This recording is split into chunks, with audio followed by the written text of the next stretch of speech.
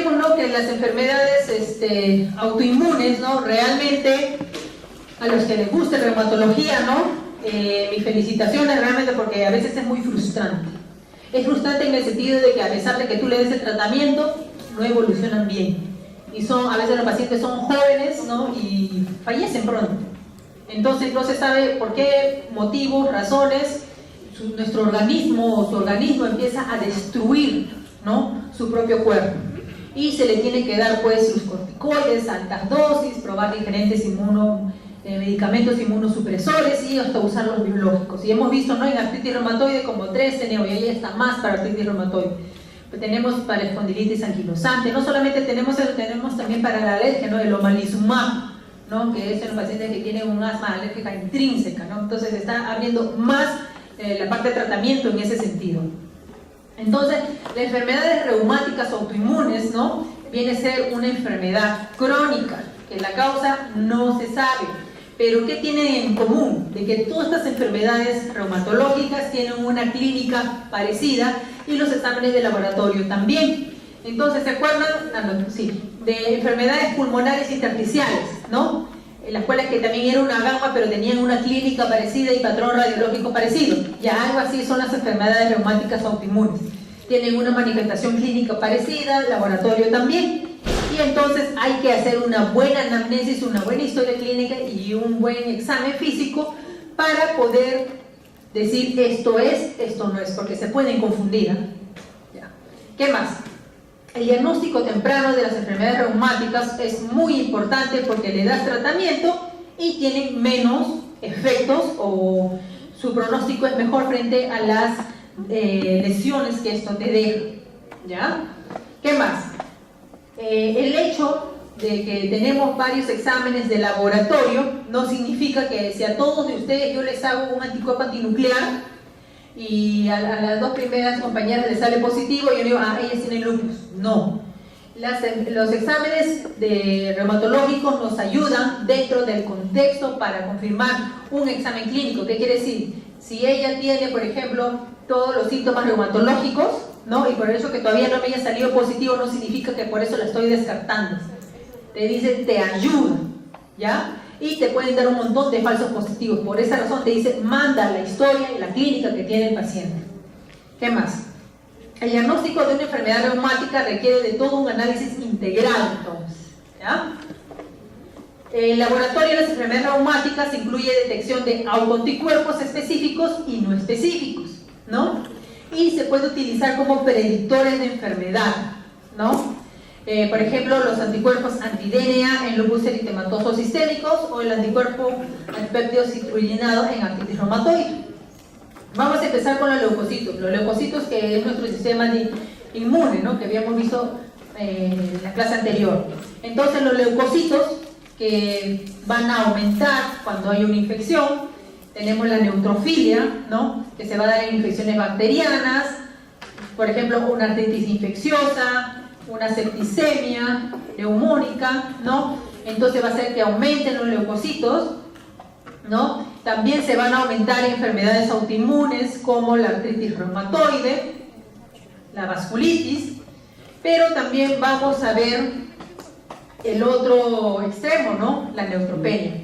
Entonces, antes de salir de la neutrofilia, tenemos que ver también los bastones. En pacientes que tienen infecciones, vamos a ver que los abastonados aumentan. ¿Cuánto era más de recuento positivo de bastones? ¿Cuánto era?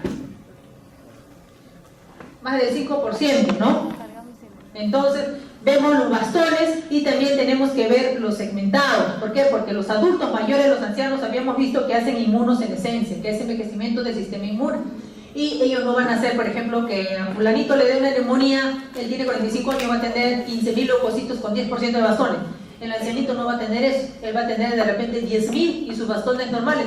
Pero si vemos sus segmentados, sus neutrófilos, vamos a ver que ya está elevado. Entonces es una forma indirecta de ver eso en ellos. Entonces tengan en cuenta. El otro extremo, neutropenia. Ya eso lo vamos a ver en pacientes que tienen inmunosupresión. Ya no van a poder producir en la misma forma. También en pacientes que tienen usuarios de drogas intravenosas. ¿Qué más? También está asociado con la esplenomegalia en el síndrome de Fenty, ¿no? Luego tenemos la linfocitosis, ¿ya? Que se va a ver en infecciones virales. También la linfopenia en el lupus eritematoso sistémico o inmunosupresión por drogas.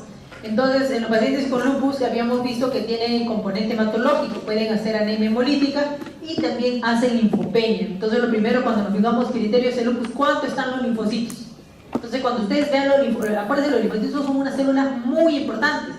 Si ven disminuido, piensen en enfermedades inmunológicas tipo lupus o pacientes con HIV, ¿ya? Entonces, linfopenia. ¿Qué más? Eosinofilia, habíamos visto en pacientes que tienen infecciones parasitarias, en pacientes alérgicos, ¿no? Entonces, en pacientes alérgicos, pero también se puede ver en granulomatosis eosinofílica, ¿no? Con poliangeitis, en este caso el síndrome de Sjögren-Strauss, una fasciitis eosinofílica, el síndrome de Schulman, y que tienen buena respuesta a corticoides. ¿Qué más? Las plaquetas. Las plaquetas también se van a ver disminuidas, ¿no? En pacientes que tienen lupus. Entonces, el lupus te afecta a serie roja, leucocitos y plaquetas, ¿ya? Podemos ver trombocitosis, ¿no? O sea, aumento de las plaquetas, que puede ser en la fase activa de enfermedades inmunes como artritis reumatoide. ¿Qué más? Podemos ver trombocitopenia cuando hay anticuerpos contra los trombocitos, o sea, lo está destruyendo los propios trombocitos. Y lo vemos en ¿quién? En lupus. También se puede ver en toxicidad por drogas, por ejemplo, el uso de enoxaparina. También lo podemos ver en una púrpura trombocitopénica idiopática, ¿no? En el cual la paciente llega por hematoma, llega por sangrado y no se sabe por qué razón tiene esto. Entonces, está dentro de nuestro diagnóstico diferencial. Muchas veces, las pacientes que tienen púrpura trombocitopénica idiopática, a la larga, qué sé yo, de seguimiento que le hacen ustedes a los 4 o 5 años, se transforman en un lupus eritematoso. Entonces, por eso es muy importante hacer el seguimiento a este tipo de pacientes. ¿Ya? Migran, aumentan sus enfermedades. ¿Qué más? Por eso menciona que cuando el paciente tiene compromiso hematológico hay que hacerle su estudio completo con un frotis de lámina periférica y un aspirado de médula ósea para ver cómo están las células madre. En la PTI, en la púrpura trombocitopénica inmune, la producción de plaquetas está disminuida o no hay un adecuado incremento a pesar de tener megacariocito de apariencia normal, ¿no? Y también puede haber disfunción plaquetaria, o sea, tiene las plaquetas normales, pero no funcionan bien, igualito te vienes ensangrado, pero por afección de antiinflamatorios no esteroideos. Tengan bastante cuidado, por favor, con los antiinflamatorios no esteroideos, ¿ya? No solamente te da gastritis o insuficiencia renal, sino también disfunción plaquetaria. ¿Qué más? La hemoglobina. La hemoglobina también se va a ver afectada en pacientes que tienen enfermedades reumatológicas, ¿no? ¿Se acuerdan cuando habíamos estudiado anemias? Teníamos las normocíticas, normocrómicas, las macrocíticas y las hipocrómicas, que las normocíticas eran características de enfermedades crónicas, ¿no? Por ejemplo, insuficiencia renal, y en las enfermedades reumatológicas. Entonces, las enfermedades reumatológicas se caracterizan por tener una anemia de tipo normocítica, normocrómica. Esa es su característica. Pero si hay complicaciones tipo sangrado, ya la tendremos ferropénicas. ¿Qué más? La anemia en enfermedades reumáticas es bastante común, ¿ya? Hay una disminución de la producción a nivel de médula ósea debido a esta inflamación continua, ¿no? Que se da, ¿no? Con incremento de producción de hepcidina, que esto lleva a disturbios del metabolismo del hierro. Entonces, por esa razón, los pacientes con enfermedades reumatológicas tienen anemia. Estas anemias son de características normocíticas normocrónicas. Pero si el paciente tiene complicaciones porque le está dando corticoides, le está dando antiinflamatorios no esteroideos, van a ser hemorragia digestiva. Y si hacen hemorragia digestiva oculta, o sea, van a tornarse en una microcítica hipocrómica, ¿no? O si es que por obvio hay alteraciones, ¿no? Como talasemias, intoxicación por plomo, ¿no? Vas a tener esas alteraciones. ¿Qué más? Macrocítica lo vamos a ver también en pacientes que tienen artritis reumatoide, porque le dan tratamiento con metrotexate y el metrotexate causa alteraciones a este nivel con la síntesis de la purina, entonces tenemos que darle su ácido fólico. Entonces, todo paciente que le demos metrotexate, le damos ácido fólico para que no se le convierta en una macrocítica. ¿Qué más? Anemia hemolítica, eso significa que el paciente está como lupus eritematoso activo, ¿no? ¿Qué más? Prueba de función hepática. Siempre al paciente que ya está catalogado dentro de una enfermedad reumatológica, sea artritis, lupus, enfermedad mixta, tejido conectivo, síndrome de Chuy, etc., tenemos que tomarle pruebas basales de todo. Y dentro de esta tenemos las pruebas de función hepática. ¿Por qué? Porque todas las drogas se metabolizan por el hígado y van a hacer luego cambios. Entonces se debe controlar antes y después de iniciar un tratamiento, sobre todo con drogas antirreumáticas, ¿no? Por los antiinflamatorios, los MAC, porque afectan la función. ¿Qué más? Hay que hacer un dosaje de albúmina, ¿no? En enfermedad hepática crónica o hepatopatía inducidas por droga. Cuando queremos ver función hepática, ¿qué examen de laboratorio pido? ¿Cuánto? ¿Qué examen? ¿TGO? Función hepática. Es como decir insuficiencia renal, función renal, ¿qué pido? Pido la creatinina, ¿no? Más o menos con esa idea, ¿no? En función hepática, tiempo de protrombina. Ya, eso es tiempo de protrombina. ¿Por qué la menciono eso? Porque ya cuando hay una enfermedad hepática crónica, el tiempo de protrombina que tiene que ver la función va a estar prolongado y va de la manito con la albúmina. ¿Ya? O sea, es con los dos, pero o sea, tiempo de protrombina. ¿Qué más? Voy a tener que medir también la función renal. ¿Ya? Entonces, del antes y después del tratamiento, ¿no? Porque las drogas son nefrotóxicas. El metrotexate se acumula. ¿Qué más? En enfermedades del tejido conectivo y vasculitis sistémicas, estas afectan al riñón, afectan pequeños vasos, causando una nefritis de tipo intersticial y glomerular. Entonces, por esa razón hay que monitorizar el riñón. ¿Qué más? Cursarán con aumento de creatinina y de la urea, ¿no? Y en el examen de orina vamos a ver proteinuria, hematuria, leucocituria y hepatocilindros. El ácido úrico lo vamos a encontrar elevado en pacientes que tienen gota. Entonces, en las pruebas de función renal, aparte de la ureacatinina, le piden su ecografía renal y hay que ver que el riñoncito esté dentro de su tamaño normal y que haya una buena diferenciación córtico-medular. Porque a veces en un inicio de la insuficiencia renal dice tamaños normales, hasta dentro de lo normal, pero ya no hay una buena diferenciación córtico-medular, corteza y médula. Entonces significa que ya está empezando. Ya cuando son riñones pequeños de 8 centímetros, ya pues es una insuficiencia renal crónica de por sí. Eso es cuando tienen dudas. La velocidad de sedimentación globular, la BCG, una prueba muy antigua, ¿no? Que se sigue usando, ¿no? Es muy sencilla hacerla en el laboratorio. Esta va a medir la altura de los eritrocitos que caen en un tubo, ¿no? Con sangre anticoagulada por unidad de tiempo, milímetros por hora. Esto menciona que normalmente los eritrocitos, sabemos, ¿no? Que son bicóncavos y tienen carga negativa. Entonces, si lo ven en el laboratorio, ¿se acuerdan la prueba en biología? No sé si han visto sus glóbulos rojos en microscopio. ¿Se acuerdan que no están pegados, están separados, ¿no? Por la carga negativa?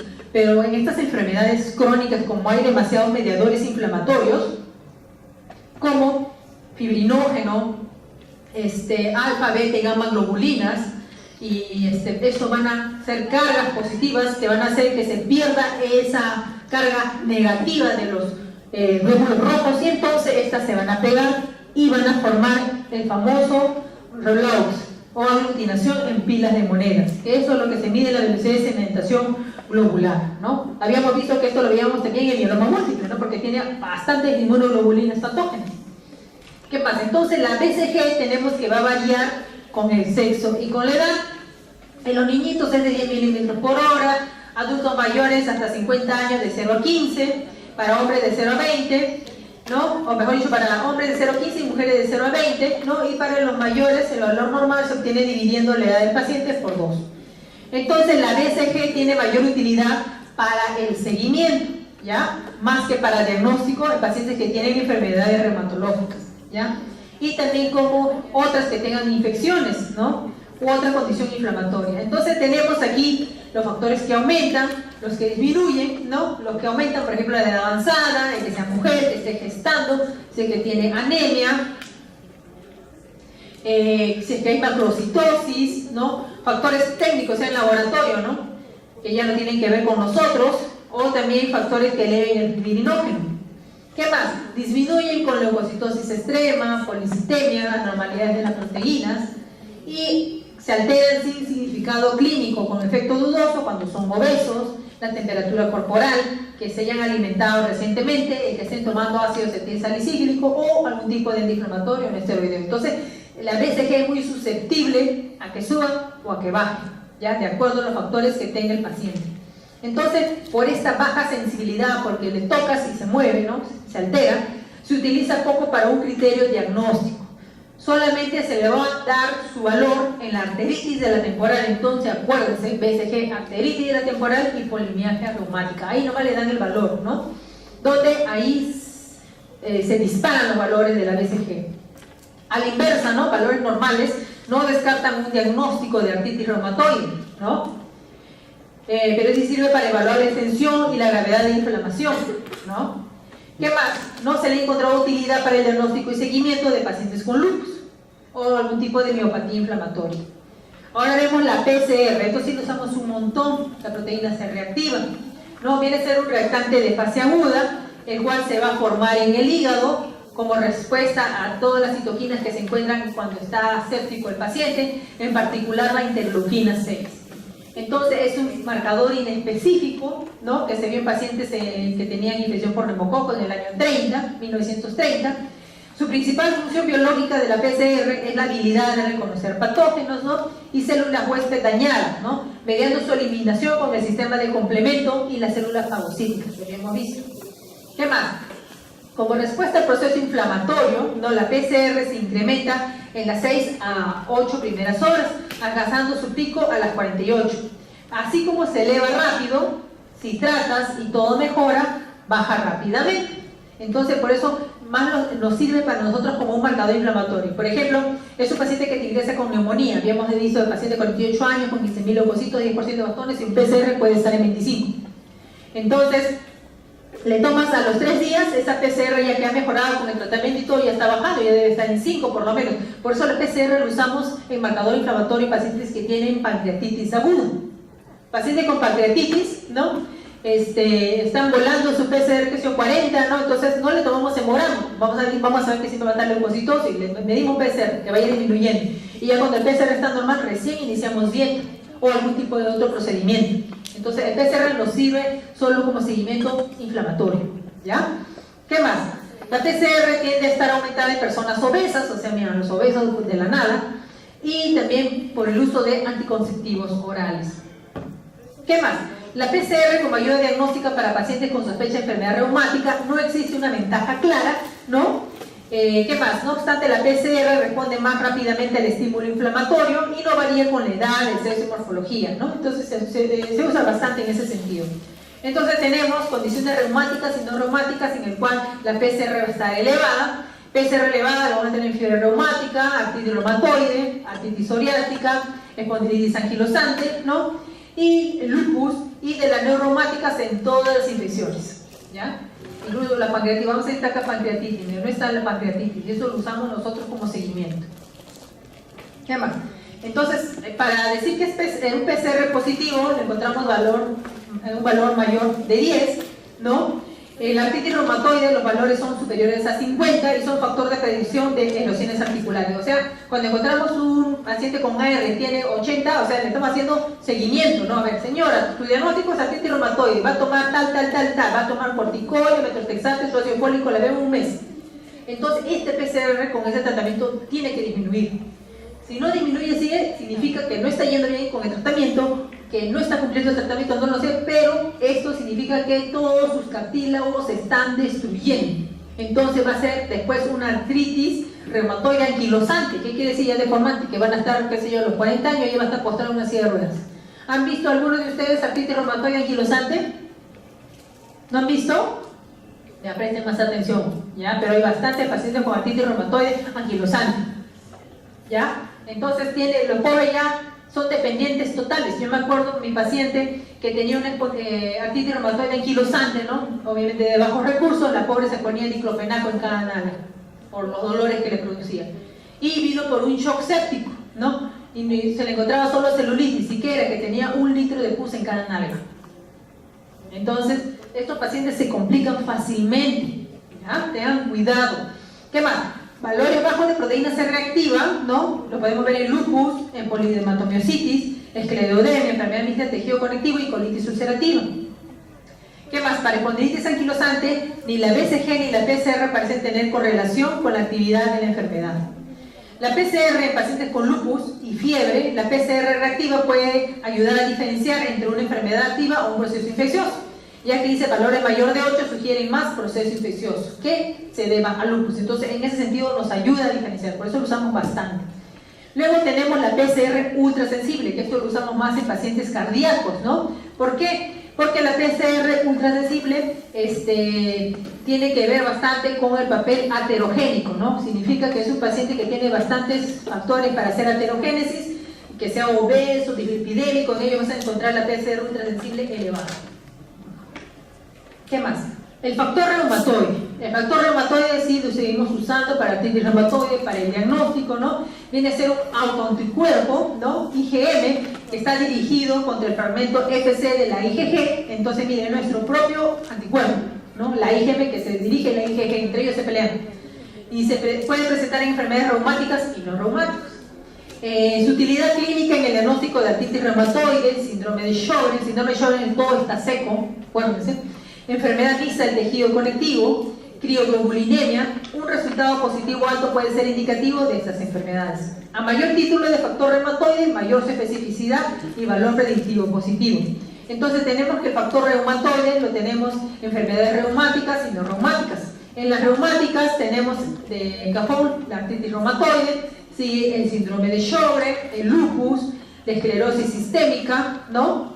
La crioglobulinemia. Pero las no reumáticas, o sea, ¿en quién también puedo encontrar un factor reumatoide positivo? Y no por eso voy a decir, oye, tú tienes artritis, ¿no? No, podemos encontrarlo en una endocarditis bacteriana, lo podemos encontrar en ancianos, ¿no? Lo podemos encontrar en una infección viral. Por eso entonces te dicen, ¿no?, que tengas cuidado con los exámenes laboratorios en pacientes reumatológicos. ¿Qué más? Hay personas sanas con títulos altos, ¿no?, de factor reumatoide. Entonces ellos tienen mayor predisposición a hacer una artritis reumatoide. Ahora, si con eso tienen la historia clínica, que mi papá tiene artritis, o la mamá, la abuelita, o sea, ya pues es obvio que tú también vas a tener artritis reumatoide, ¿no? También podemos tener un factor reumatoide positivo en enfermedades no reumáticas, ¿no?, asociadas a artralgias o artritis. ¿En qué? Infecciones virales, enfermedades hepáticas, endocarditis, ¿no? Entonces hay que tener cuidado por no diagnosticar mal, que puede ser, qué sé yo, una infección viral, influenza. Me duele todas las articulaciones, doctor. A ver, tú piensas una artritis, el doctor reumatoide. Uy, señora, usted tiene artritis reumatoide, y al final fue una infección por influenza H1N1. Entonces dice, ten cuidado porque vas a dar un diagnóstico de tratamiento erróneo. Tengan cuidado. ¿Qué más?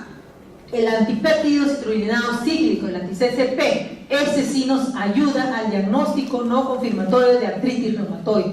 Entonces, si tenemos un factor reumatoide, así como un screening, es como cuando hacemos el HIV ELISA, un ELISA le hago a todos y me van a salir 5 positivos, de los cuales 2 son falsos positivos y 3 son verdaderos. ¿Cuál es la prueba confirmatoria?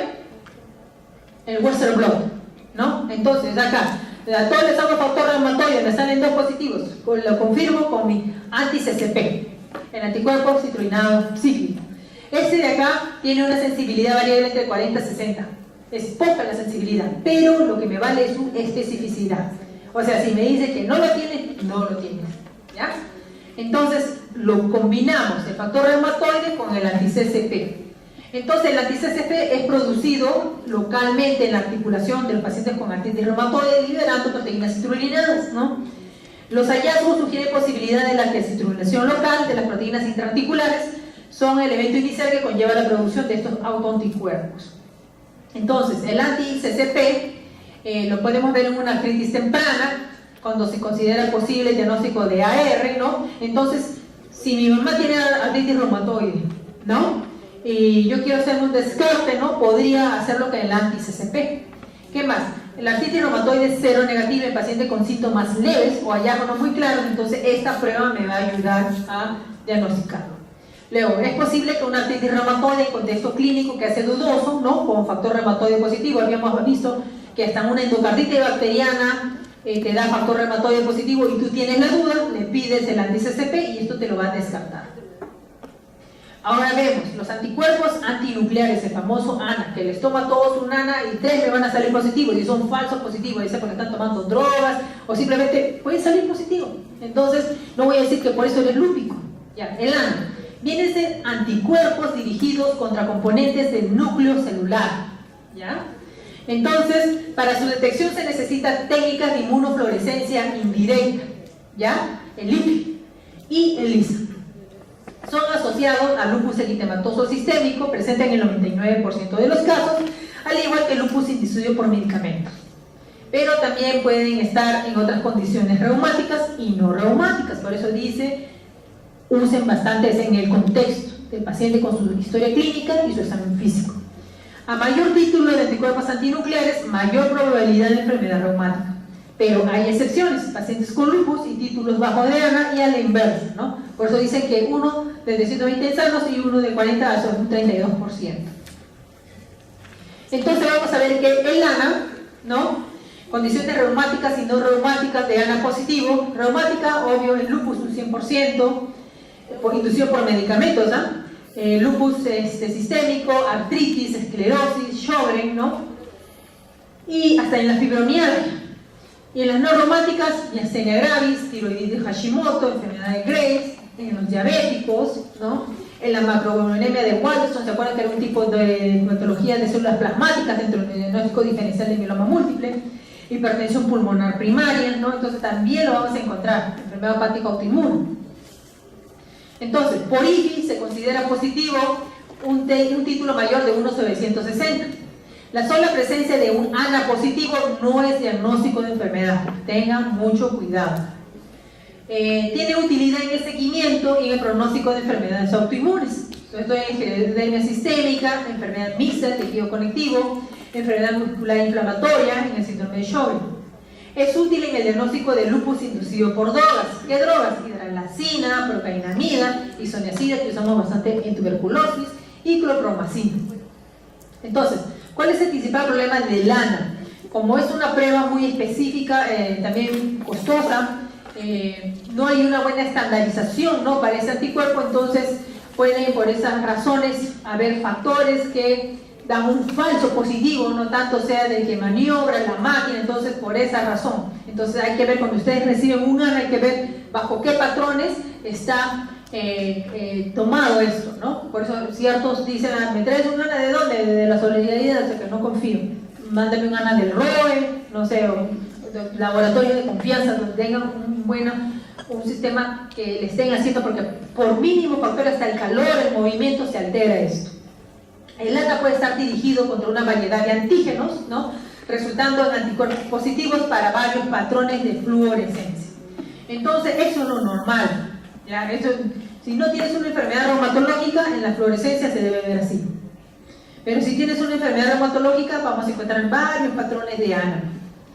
Entonces, empezamos con el patrón periférico, ¿no?, o en anillo, donde vemos una birefringencia en anillo, ¿no?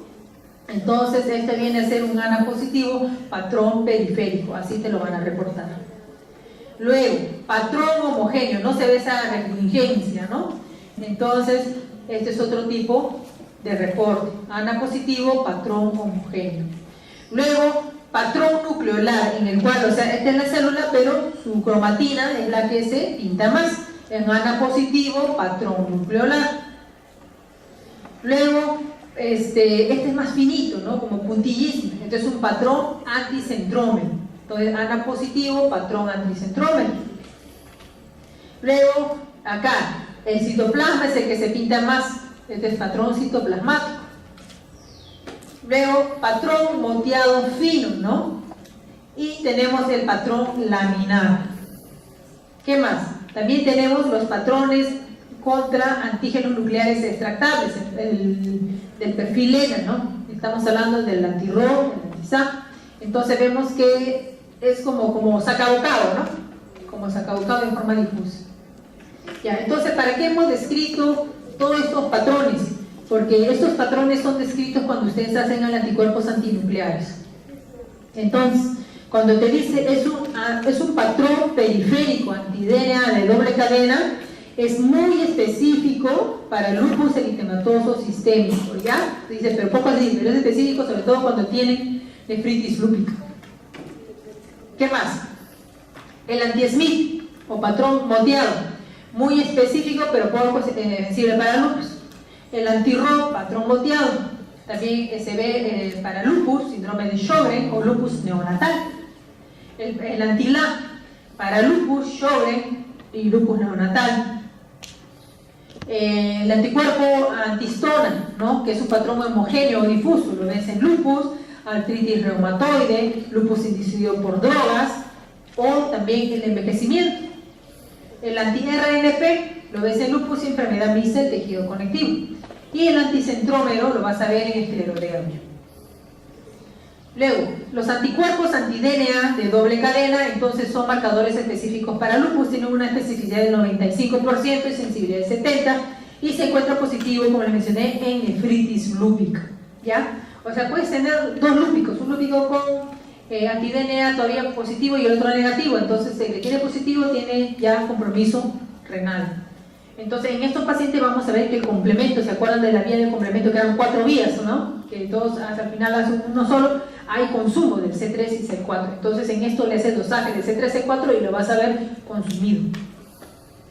Los anticuerpos contra antígenos nucleares extractables, o sea, el ENA, el patrón ENA, cuando pedimos patrón ENA, todos los también son carísimos, chicos. Aquí se incluye el anti-SMID, el anti-RNP, el anti-RO, el anti-LA. Estos anticuerpos tienen potencial diagnóstico y pronóstico, que pueden aparecer años antes de las manifestaciones clínicas. El anti-SMID es específico para lupus, el anti-RO y el anti-LA para el síndrome de Sjögren. Entonces, cuando tienen síndrome de Sjögren, van a tener anti-RO y anti-LA positivo. Se ha encontrado el anti-SMID, ¿no?, en pacientes con lupus, 1 año y medio antes de que desarrolle la enfermedad, menciono, por lo que se considera patognomónico. Usualmente se acompaña del anti-RNP. El anti-RNP se puede detectar en el 25 o 47% de los pacientes con lupus. Luego, títulos altos de anti-RNP se asocian fuertemente con enfermedad mixta del tejido conectivo. La determinación del anti-RNP y el anti-SMID tiene mayor validez para lupus y para su seguimiento.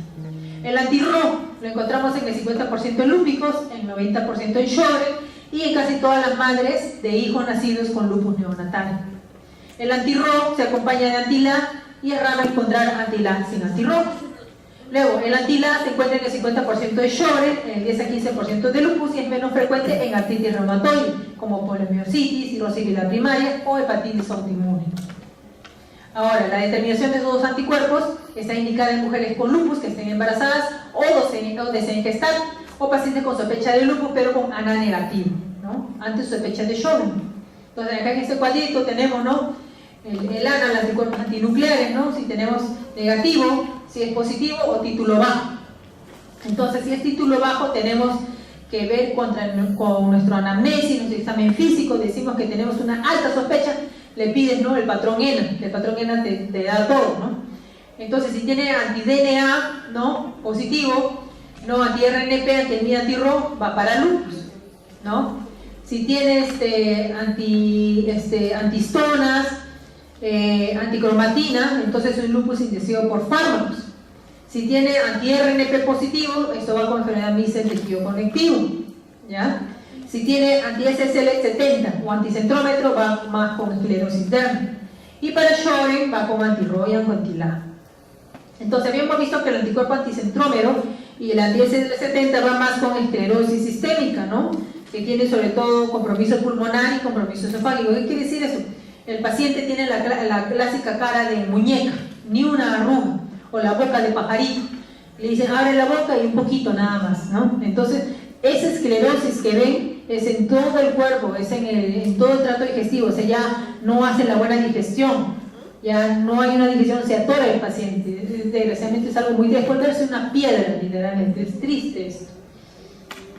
Los anticuerpos antineutrófilos citoplasmáticos, el ANCA, tenemos el ANCA-P, el ANCA-C, están dirigidos contra gránulos acirófilos de proteínas mieloperoxidasa y proteinasa 3.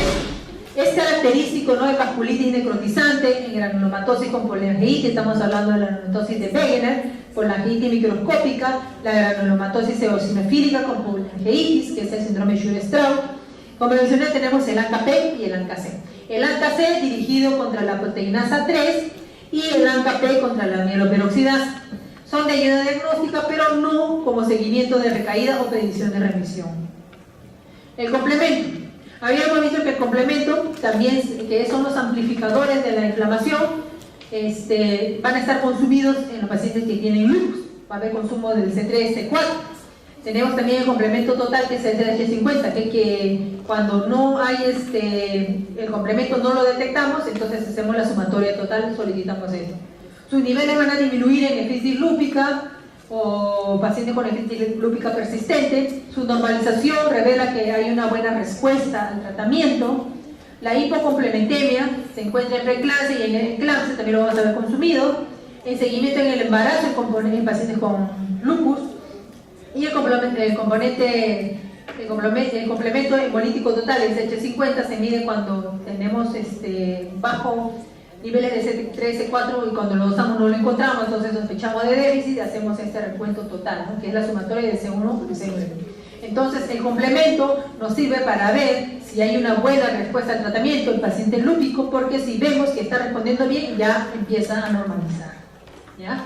Entonces eso es todo respecto a los exámenes auxiliares en reumatología. A ver, párense un ratito, estiren las piernas. Ya va a salir descara. Ya, ahora vamos a